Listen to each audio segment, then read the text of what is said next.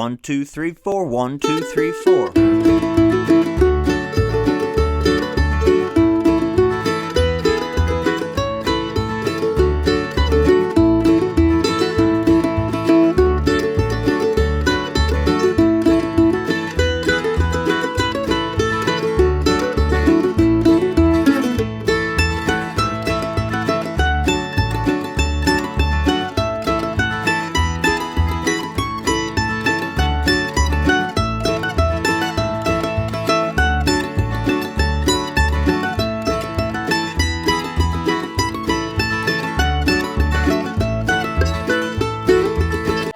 Out there in mandolin land, Mike Hedding here, coming to you today with the old bluegrass murder ballad, Tom Dooley in the key of A. This song's been done by a lot of people. Doc Watson had a great version of it. Rob Ikes had a great version on a solo album that I really liked.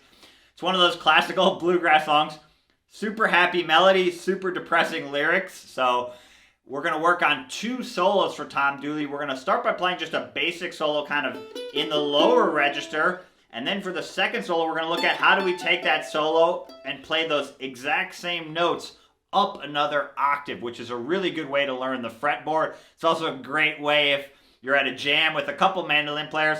Maybe the mandolin player before you plays a solo in the lower register. It's a nice way to play something different, pop it up to another octave. That's a great way to expand your knowledge of the fretboard as well, like I said. I'll break down both the solos note for note. And then lastly, I'll show you how to add some drone strings and slides if you want to spice it up a little bit. And then we'll go over some pretty easy but basic backup, must-know bluegrass chop chord backup, open chord strumming backup. We'll break that down as well. All right, here's Tom Dooley in the key of A. Okay, so before we jump into this first solo, let's just do a brief review of the A major scale. That's where we're going to be getting these notes from, okay? So let's jump into it. So we've got our index finger on the second fret of the G string, the lowest string in pitch. Then we've got the 4th fret with our middle finger. Then the 6th fret with our ring finger. So on the low G string, we're doing 2, 4, 6. Those are the frets. And then we have open, D, and then 2, 4, 6 on the D string, and then open A.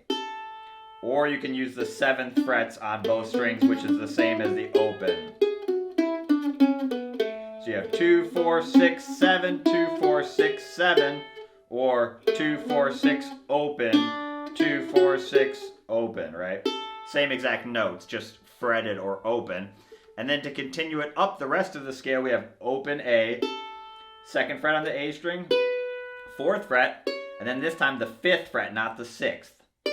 And then you do the same thing on the next string up, the E string. Open, 2, 4, 5. 5, 4, 2, open.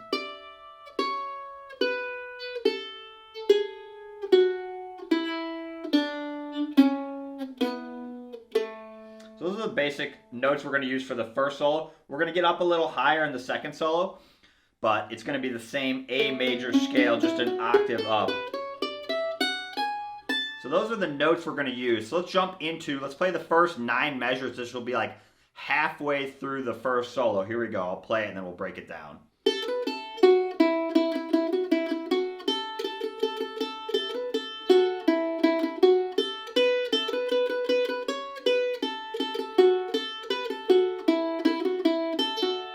Do it really slow.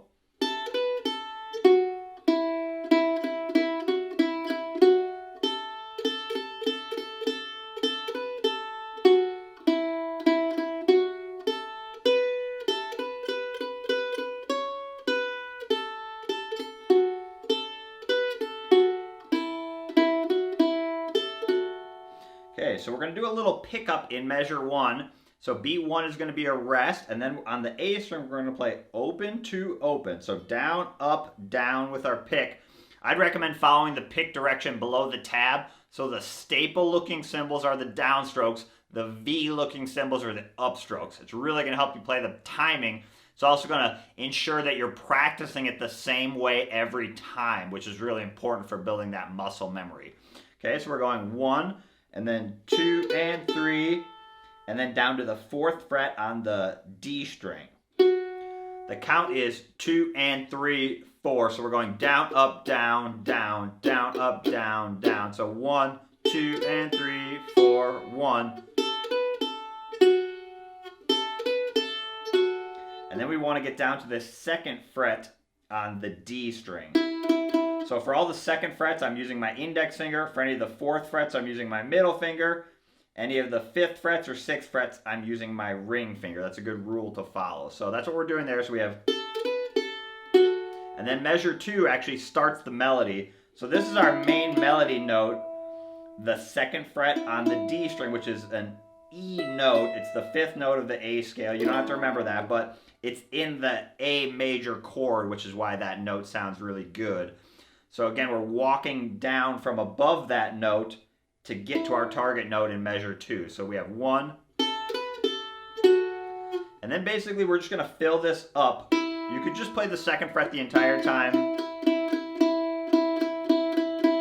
But what I did is a little bluegrass technique. I call it the bouncing technique, where we're just going to go one note higher in the scale and then right back to it. So we have...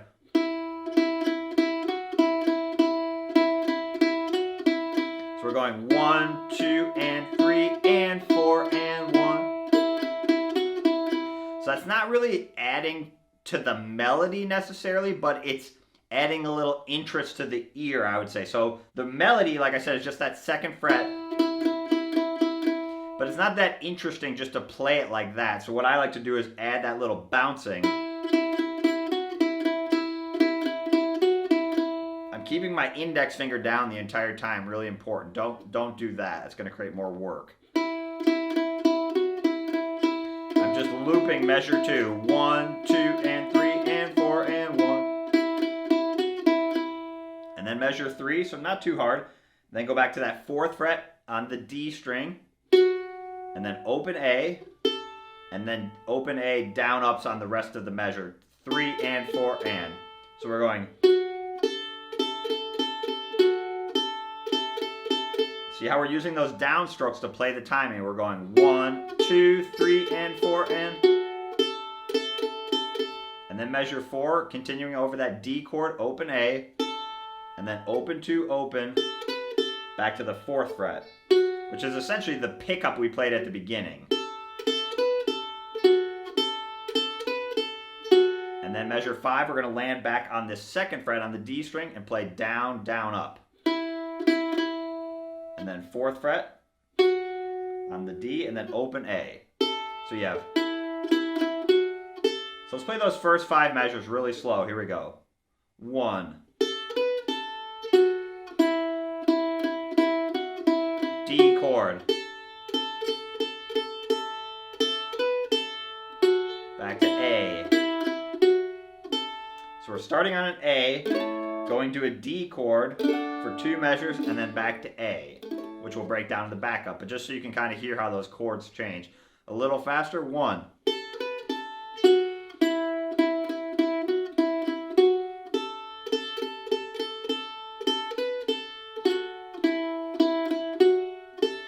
What I recommend for your right hand is really try and get those up and down strokes to be the same volume. It's easy to be heavy on the downstrokes and then your upstrokes are too quiet. That's very common. So make sure you're getting enough of that upstroke so you get that really consistent tone. That's really going to help the phrasing when you're playing those down ups for the whole measure. So here we go one more time.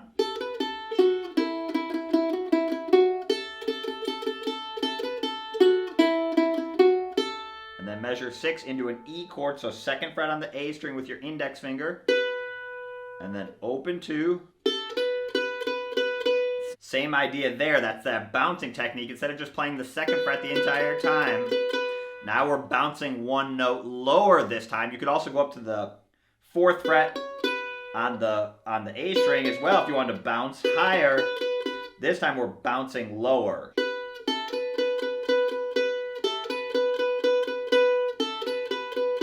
Or you could do this.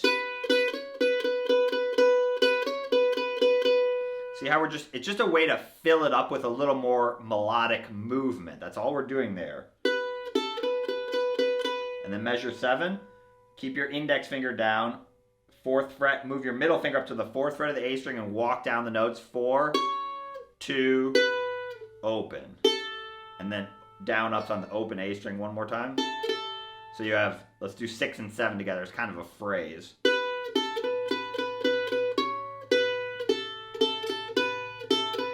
I'm just looping it. Don't rush through it. So let's play measure 6 and 7 together. I'll loop it a few times.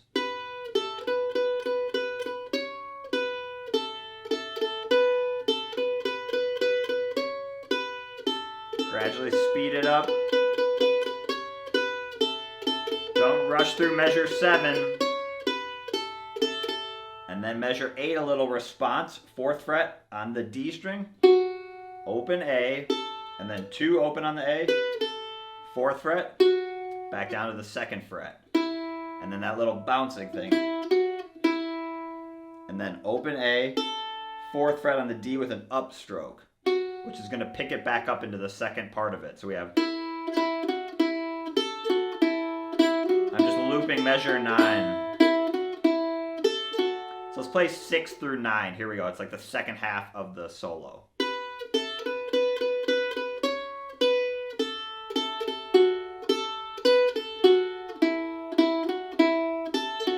So pretty much all melody for the first 9 measures. Let's play the first 9 measures. Here we go. 1,